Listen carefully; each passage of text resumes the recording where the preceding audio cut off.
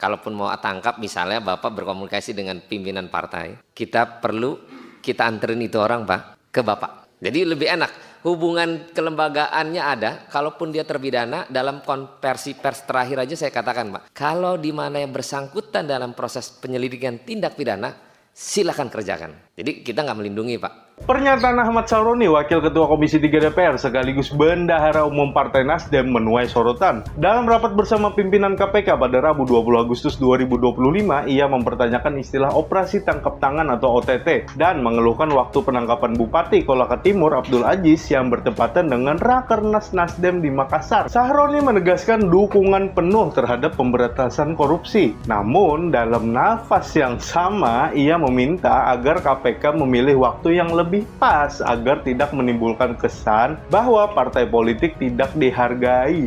Loh, permintaan ini ya sontak saja justru membuka ruang kritik. Pasalnya KPK adalah lembaga penegak hukum, bukan protokoler politik yang harus menyesuaikan jadwalnya dengan agenda partai. Jika operasi penindakan diatur berdasarkan kenyamanan elit politik, bukankah itu justru meruntuhkan esensi independensi KPK? Lebih jauh, argumen Sahroni soal definisi OTT pun dinilai bias. OTT bukan sekedar soal waktu dan tempat serentak, melainkan soal penindakan atas dugaan transaksi korupsi yang tengah berlangsung atau sudah dipetakan dalam rangkaian operasi. Publik tentu lebih membutuhkan kepastian hukum ketimbang perdebatan semantik yang cenderung mengaburkan substansi. Ketua KPK Setio Budianto sendiri menegaskan bahwa istilah OTT hanyalah istilah populer, bukan terminologi resmi. Dalam kerangka hukum yang dilakukan KPK adalah tindakan penyelidikan sesuai pasal 102 KUHP.